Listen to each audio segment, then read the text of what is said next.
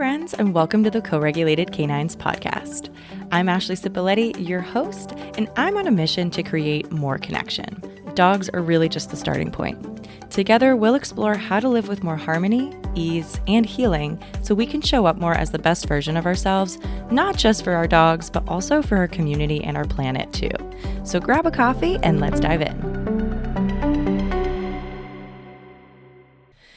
Good morning, everybody, and thank you again for joining me. So for today, I figured I'd take you through a little blast from the past that I had. For those of you that don't know, I used to work it was this mental health education space where I was a business development representative. We don't really need to get into that. But long story short, I would go to these continued education events that teachers, psychologists, like speech language pathologists, and like people kind of just in that space or professionals in that space would attend, all about like how we can support individuals with different learning styles, or maybe they are coming from kind of just like traumatic events and need to take some time off from school. Really all these kind of one-off unique experiences that can impact young adolescents' ability to learn or stay kind of like on path in school with their grade. Because sometimes life happens, and other times, again, there's these things underneath the surface impacting learning that parents don't know about and the kids don't know about. So I learned a lot in that space, even though I wasn't a professional, like applying those things to kids individually. I learned so much from attending these. And I wanted to share some insights into what I learned because I see it all the time in the training space. And I think it's something nobody talks about. I've never seen anyone talk about this. But essentially how when you're in a training session and you hire a coach or a trainer, you have at minimum the trainer in the space, the human that paid for the training, and the dog that you're working with. Obviously, sometimes there's more individuals than that. But let's just say, for the sake of this argument, there's three of us. We all have different things impacting our ability to learn and also how we process information. And then some of these things fluctuate on a daily basis as well. So what I mean by that is your trainer has a whole day before they've, met with you. So maybe they ate foods that, feel really good in their body, or maybe they ate foods that feel really inflamed and brain fogged them down, or make them feel jittery and on edge. Maybe they didn't sleep that well. Maybe they're going through a breakup or a difficult time at home. All of those things can impact how they show up and how well they're able to pivot, navigate stress, and really observe their surroundings and take in information, even as your coach or teacher. And your trainer may have a different starting point than other trainers or other people. So maybe they just started off and they're getting some experience, or maybe they've only worked with their own pet dogs growing up, or maybe they worked in shelters. Like they have different starting points and maybe different beliefs that they're going to tie into their perception of why dogs behave the way that they do and why behavior is showing up or not. Then we also have the dog that we're working with. So they have, just like us, a different kind of like starting point of how they process information with their senses. Some dogs, or most dogs, process a lot through sense of smell, most of which we have no access to. So we don't really know that element and the intensity of it because our sense of smell is way less strong than dogs. And the olfactory bulb, I think it's called, for lack of a better word. I'm not a neuroscientist. I won't pretend to be. But that part takes over a lot bigger area of the brain in dogs than it does in us. So that's, again, the primary way dogs are really making sense of their world around them is through smell. But also they're very distracted by fast, like horizontal movement, because again, they're predators. So we have to keep in mind if we're doing sessions outside or there's lots of movement going on in our session, or if our hands are doing a lot of moving, that impacts learning for your dog too. That can be very distracting to a predator. And then also we have to think what their background was. So if you just adopted a dog or you don't know too much about their background, they've had all these life experiences prior to you that maybe could have been traumatic, maybe not, but can influence learning. It can influence emotions and emotional regulation, and also limit or influence their ability to stay focused. So that's something that is a part of the equation, and they have their unique learning history prior to us as well. And then we have the human that hires us.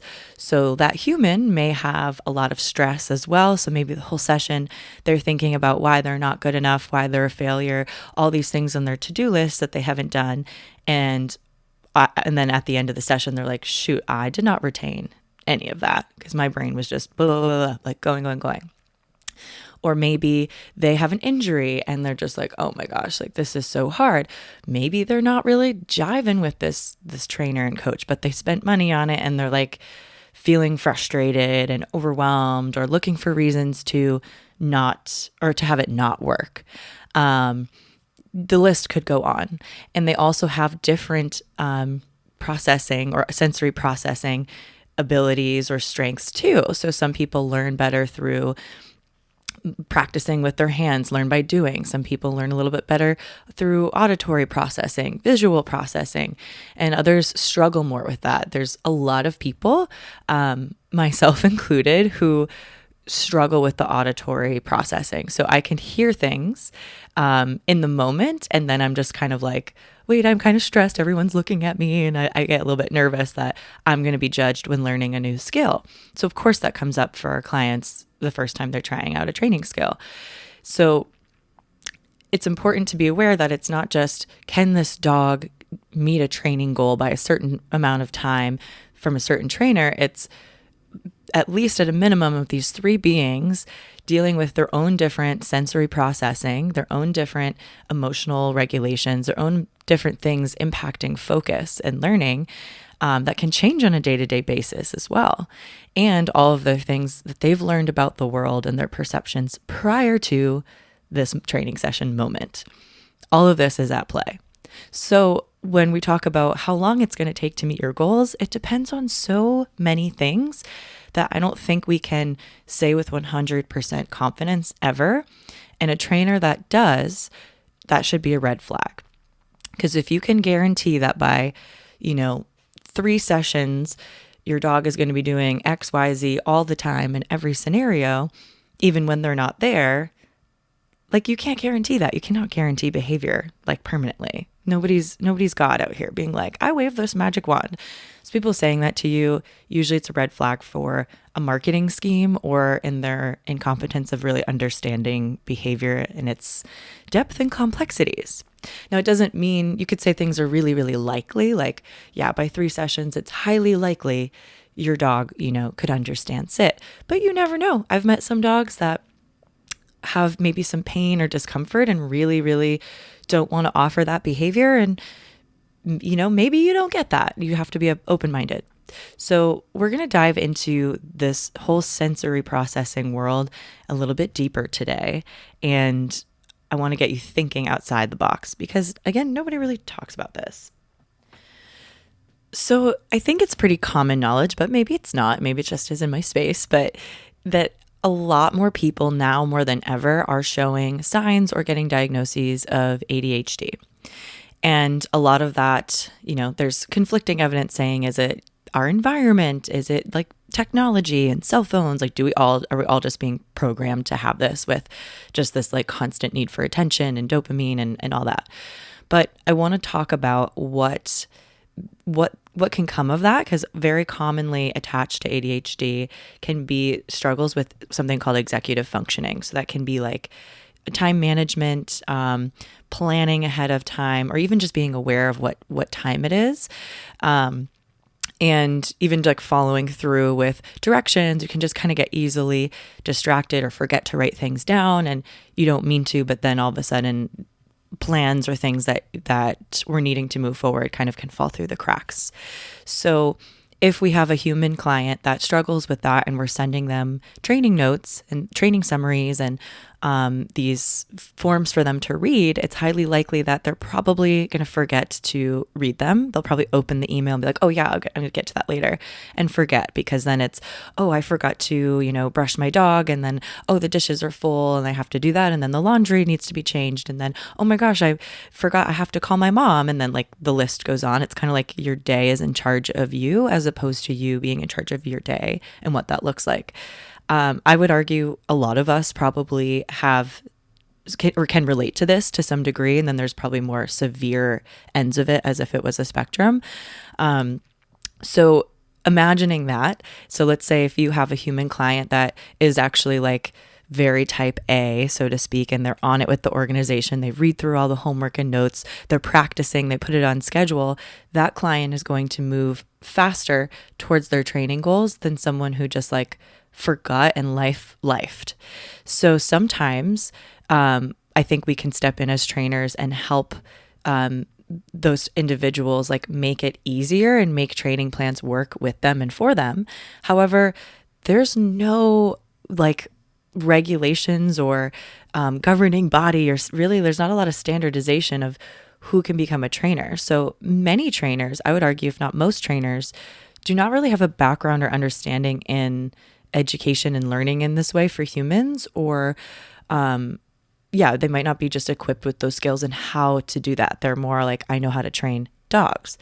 So I think that's something just worth highlighting is I think that there can be a lot of, just amazing things that happen when a human trainer is well educated on what could be kind of coming up for the human as well that they're working with. So that's one thing to consider. And then if that human that they're working with has just, again, so much going on. I've worked with clients who in the beginning are crushing it. They're doing all the things, and then they lose a job, and then they go through a breakup, and stress just becomes so high that they're not doing any of the training and they feel guilty about it. And then they avoid our training sessions and try to reschedule them or cancel and push it off because they're feeling ashamed, and it's like adding a lot of stress thinking about how they haven't been doing the training. And if you never have these conversations with your clients, you wouldn't know what's going on.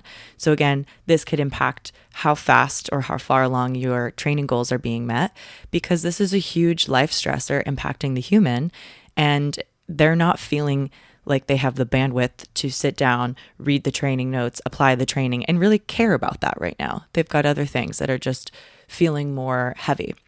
So I think creating a space where clients feel safe with you to share those things can be great, because there are things as a trainer that you can pivot and suggest that don't require a lot of training, but can take the load off from people. For example, sometimes even just like prepping things on Sundays for like enrichment. So that way, when you need it in a pinch and your dog's driving you crazy, you have something in the freezer to just give them, and it doesn't become this whole like extra thing on your to-do list.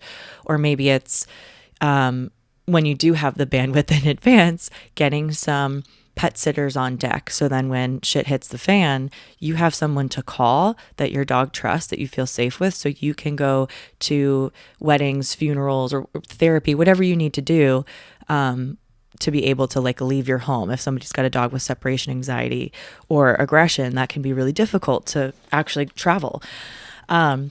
Or maybe it's even just the suggestion of putting up some gates or figuring out just these unique little problem solving ways that aren't a training like regimen. They're not a training program, but that can ease the load and help meet your dog's needs and your needs in these creative ways. So now I want to dive into sensory processing a bit more. So some people might take in auditory sensory information very different than others. So while like kind of more neurotypical, people might hear something as just this kind of, normal sound that's not very overwhelming. Someone that has different auditory sensory kind of input from that same sound, it could feel so overwhelming to the brain, and like it could sound like 20 times as loud. They might not be able to pinpoint, for example, like if someone's talking in a outdoor space or at a park, the background noise might be louder than the person that's talking in front of them, where in more neurotypical brains, you could focus on that person talking in front of you and kind of blend out or blur out the background noise. And so it can be really overwhelming for some people to be in loud, crowded spaces because all of the noises are just like really, really overwhelming. And I've seen this even with some dogs. Some dogs are really calm and fine being in loud areas, and others are really, really overwhelmed by every single noise in the space. You can just see their reaction, and they cannot learn in that environment. So if we're going to tie this back into, by 3 sessions, you have your training goals met.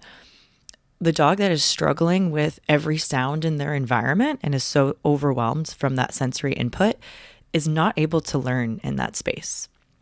They need a different, more patient approach, and likely starting somewhere where they feel comfortable and safe and they're able to process what's going on around them. So that might just require a little different skill set of finding quieter spaces, and maybe even just adjusting your expectations in life that this dog isn't going to be the kind of dog that wants to go to a bar with you. There are also lots of things beneath the surface that impact a dog's ability to focus. So similar with people, of how someone with ADHD might be struggling focusing on a task that A, they're not interested in, or B, maybe there's lots of distractions that are going around behind what they're trying to focus on. That can happen in some dogs as well. And again, I think we have language for what this looks like in people because we have something called the DSM. It's the Diagnostic Statistical Manual, which is essentially how we get insurance to cover like mental disabilities or disorders, whatever word you want to use. I kind of just think it's how us humans try to make sense of something that we don't fully understand. And so we try to categorize people in these groups to get diagnoses to then have insurance cover it more or less. Not to say that these things don't exist or that, it can't also be empowering for some individuals. But at the end of the day, I think every person is a little bit different, and we try and make sense of things by making things like, okay, this is the same, here's the language we'll use to describe this, but depending on the doctor that's working with you, there's some subjectivity. But anyways, so just like some people struggle with focusing, there are things under the surface that impact that. So that can be even like from very early development of whether or not the parents were nurturing or detached from a young age. That has been proven to impact an individual's ability to focus and learn and problem solve later on in life.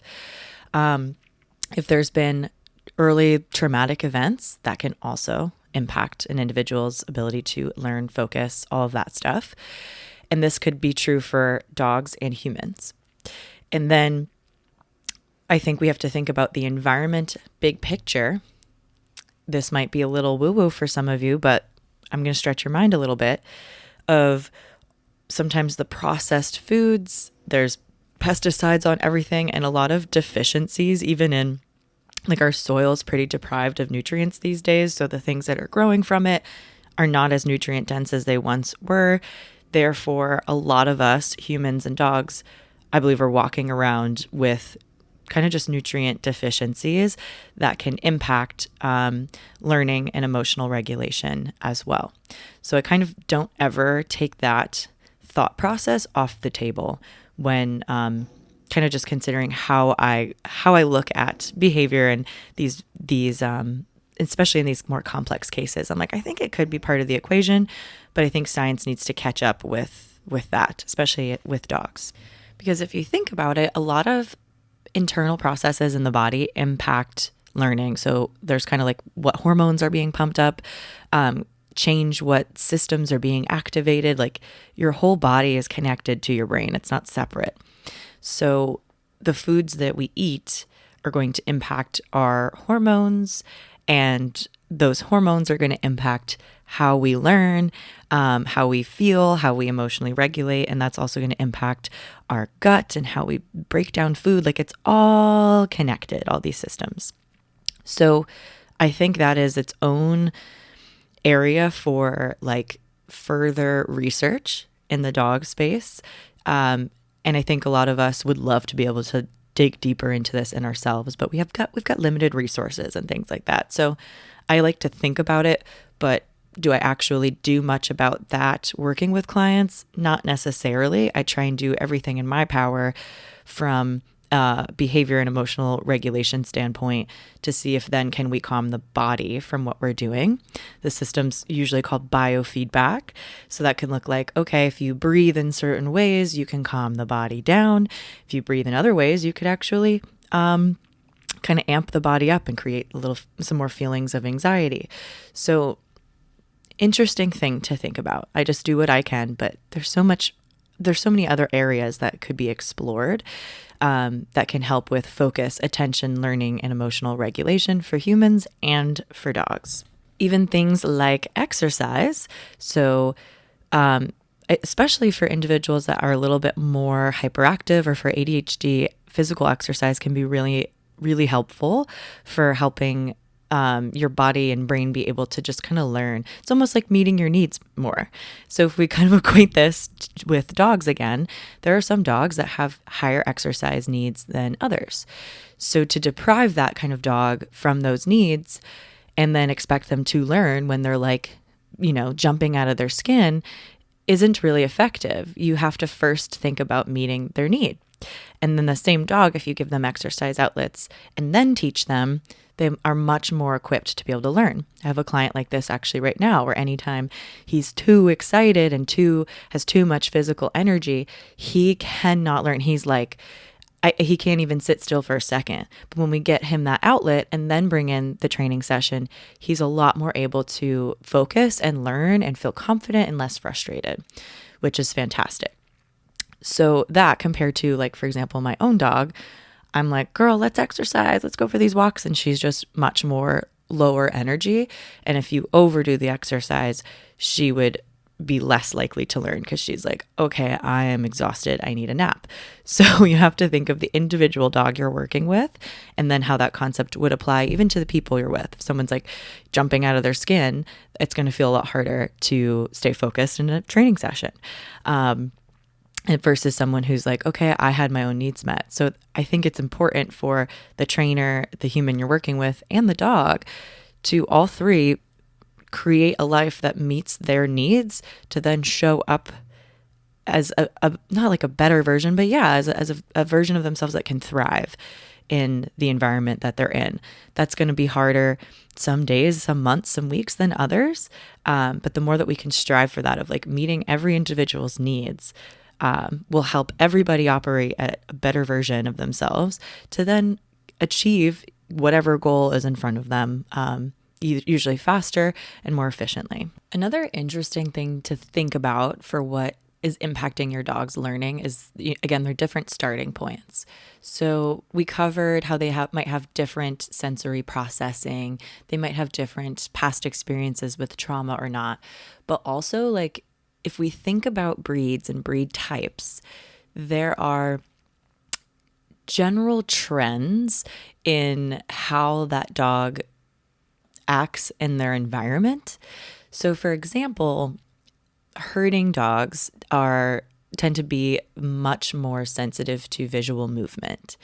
So they might struggle more with watching people play volleyball, baseball, skateboards going by on the boardwalk, kids screaming and running around because they were bred to control movement and be very, very aware of what's called sudden environmental contrast, meaning the second the environment changes, they were bred to pay attention to that, or that's a skill or a trait that was kind of heightened through the breeding practices. So that's something. Also, if we think about terriers, this includes like our our pit bull friends, our even our Yorkie friends, I would even include like dachshunds in this. They were bred to be very like tenacious and not really give up, and have a very high prey drive. Meaning, again, we have to remember our dogs are predators. The part of like doing what's called the predatory motor sequence. This means all of the behaviors that are set up to successfully hunt. They were bred to have that be pretty high. So if there's like gophers in the ground, I went to a park the other day, there's lots of gophers in the ground. Terriers are going to be much more distracted by the smell of the critters, the sight of them, and it's going to feel harder for that dog to learn in that environment than it would be if they were in the home. So another thing to consider versus a herding dog in that scenario, again, this isn't always true, but generally would likely be less distracted by that and more distracted by maybe like a dog playing fetch or something like that. There's just that movement. So interesting thing to think about versus if we've got dogs that were bred to be like companion lap dogs, they might be fine to learn in really all of those environments. Or if we have a scent hound, they're going to be much more distracted by outdoor scents than they would be indoors. So you might get farther along in your training with like less scent distractions, and that's going to be kind of your biggest hurdle to meeting your training goals. And they're also bred to be pretty like tenacious in the fact of like, I follow my nose wherever it goes. So those dogs notoriously get out of fences a lot. And then we've got dogs that are more kind of these, like we call them like northern breed types. So this could be like your Huskies, your Malamutes, your Shiba Inus, things like that. They're more like these kind of like natural breed types. They act more like other wild animals in the sense of, generally speaking, they're not very intrinsically motivated to please people. Where dogs that were bred to collaborate with people to achieve an end goal, like your retrievers or your like hunting dogs, natural breed type dogs are like independent thinkers. They like to solve their own problems. They also usually like to chase predators or prey, and critters, and are notorious at getting out of fences as well.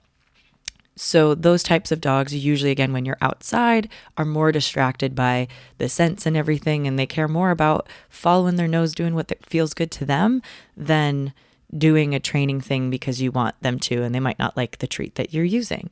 So notoriously, people say that they're harder to train because they're not more motivated by how we bred dogs over time to want to collaborate with people. They're more independent thinkers. Where if you've got like your German Shepherds, your Belgian Malinois, your Golden Retrievers, your Labs, much more collaborative kind of ways that they're motivated by. If anyone's ever had a Lab, usually a lot of them are like, I just love to please you, and they're like pumped to be around people, versus being like, oh my God, don't touch me. Some dogs really hate being touched. They're kind of like a cat. So understanding general breed types, a really good book to go deeper into this is Meet Your Dog by Kim Brophy, that can walk you through what to generally expect for these bigger breed types. Now, when we have dogs that have lots of different mixes in them, you're going to have some of these traits exacerbated or less exacerbated depending on the environment that they're in and on that dog's experiences. So sometimes you can get really funky behaviors where a dog might like kind of retrieve and then they don't, and then they like follow something, and then I don't know, it just kind of, you almost see these different parts of these breed types we bred in, or these attributes come out. And then there are also these dogs that kind of just through natural selection have evolved alongside humans. And those dogs tend to be more like these street dog types. They're this kind of medium size, and they are very scrappy, very opportunistic. So they are very much more likely to like get to your table scraps, and if you're not looking, and really solve like food puzzles very quickly. And those dogs usually have really, really solid dog-to-dog skills, and they usually kind of like being around humans to a degree, but some might be more afraid of that than others, depending on their experiences. But those dogs are, I think, very fascinating to study because they don't have the artificial selection of certain traits. They're just kind of like how dogs evolved over time with people. So interesting things to think about. And I bring this up again because if we're expecting how we train a German Shepherd to be the same way as how we would train a pit bull, it's going to feel very different because they have different instincts and attributes and traits that are going to be heightened in certain environments, and they might be intrinsically motivated by different things. So it doesn't mean that they can't all learn through like learning theory processes like classical conditioning and operant conditioning, which would go through your positive reinforcement, or if people were using negative reinforcement or whatever, those things still apply to all living creatures. However, again, your starting point of what your dog's going to be focused on, distracted by, and motivated by are likely to be different because of these breed types and what humans have artificially selected for, and sometimes what has just naturally evolved to happen can create. So it's an important thing to consider with the dog in front of you. And now the human you're working with also has different starting points. So they might have grown up with dogs, watched dog training TV shows, read dog training books, and they're bringing all of that learning to the training session. And that learning, historically, culturally, has shifted, changed, and evolved over time. So maybe they're bringing things that don't align with up-to-date practices and beliefs, or maybe they really were on top of getting resources that are more up-to-date and nuanced, and they're like, okay, I have all this understanding already going into the session. That's going to impact the progression of training differently, because then sometimes you have a lot of unlearning to do. Same goes for the trainer. If the trainer you're working with has stayed up to date with training practices, or if they are repeating older narratives, and they might have, again, more unlearning or learning to do, that can impact how they show up and how they teach and the way that they perceive what is going on in front of them.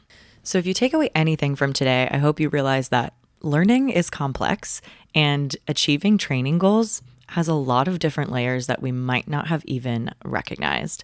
That includes not only what your trainer is going through and their past experiences, but also what your dog has previously learned, who your dog is, how they process sensory information in the world, and then also how the owner of the dog, what their past experiences were, how they're feeling in that day, what experiences they've had, and their own sensory processing. So it should, again, raise a red flag if anyone's guaranteeing anything training-wise by a certain amount of time, because we cannot guarantee behavior change at specific times, and we cannot guarantee that it's reliable in every single circumstance ever. So take that as you will. Hope this stretched your mind a little bit. And if you learned anything new, let me know. Tag me on Instagram. And I hope to see you again next week. Thanks for hanging out with me on the Co-Regulated Canines podcast. If you loved this episode, it would mean the world to me if you subscribed, left a review, and shared with a friend. Your support helps more people and their dogs find a little more ease and connection in their lives. Want to dive deeper? Follow me on Instagram at Co-Regulated Canines. That's CO_regulated, the letter K, the number 9, S, or head to www.coregulatedcanines.com for more resources. Until next time, take care of yourself, take care of your pup, and keep building those connections.